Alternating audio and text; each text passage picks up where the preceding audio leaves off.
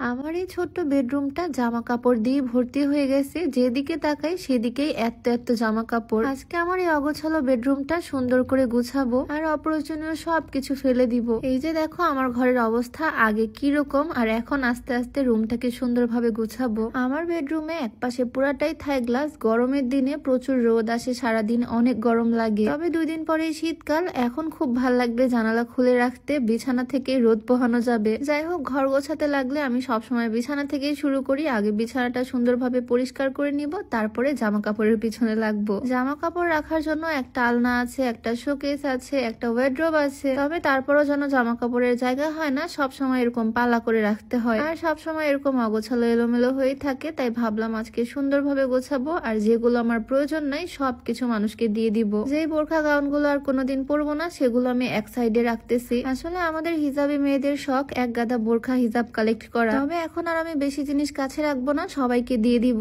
তবে যাই বলি না কেন, আমার আসলে বোরখা হিজাব এই জিনিসগুলোর প্রতি এত পরিমাণে দুর্বলতা কাজ করে কি বলবো। এই যে দেখো 2 দিন আগে এতগুলো হিজাব অর্ডার করছি আর আজকে আমি এগুলো আনবক্স করতে বসছি। আমাদের বাড়িতে আমি, আমার শাশুড়ি আম্মু, আমার ননদ, আমরা সবাই হিজাব পরি। ইভেন আমার আম্মু হিজাব পরে। বলতে গেলে আমাদের ফ্যামিলির সবাই আমরা হিজাব ক্যারি করি। সেজন্য আমি বেশি বেশি করে হিজাব কিনি মাঝে মাঝেই। নিজের মনকে এইটা বলে সান্ত্বনা দেই, আমি যদি হিজাব না পরতাম তাহলে চুলের এক গাদা জিনিসপত্র কিনতে হতো, কানের দুল কিনতে হতো, গলার জুয়েলারি কিনতে হতো। তবে এখন হিজাব পরি জন্য সেগুলো কিছুই কেনা লাগে না। তাই একটু বেশি করে হিজাব কিনলে ক্ষতি কি। যাই হোক, তোমরা আবার ভেবো না এত এত হিজাব শুধু আমার জন্য, আমি সবার জন্যই নিছি। প্রত্যেকটা বক্সে আলাদা ধরনের হিজাব আছে। এগুলো হচ্ছে খুবই সুন্দর প্রিন্টেড জর্জেট ম্যাটেরিয়ালের হিজাব, খুবই সফট কাপড়ের একদম লম্বা হিজাব। দেন এই বক্সের এগুলো হচ্ছে সিআই ফেব্রিক্স এর হিজাব। এই ফেব্রিক্স এত সফট আর এত আরামদায়ক, হিজাবগুলো একদম লম্বা। সামনে শীতকাল আসতেছে, শীতে পরার জন্য এই হিজাবগুলো বেস্ট হবে। আমি কয়েকটা কালারে নিয়ে নিছি। দেন এগুলো হচ্ছে চেরি ফেব্রিক্স এর হিজাব, যেগুলো আমার সব সময় লাগে। একদম লম্বা ফুল কভারেজ এই হিজাবগুলো তোমরা পেয়ে যাবা modesty heaven BD facebook page থেকে। এগুলো হচ্ছে একটু শিমারি টাইপের হিজাব, 3 পিস শাড়ি এগুলোর সাথে পরলে খুব ভালো লাগে। শাড়ির সাথে পরার জন্য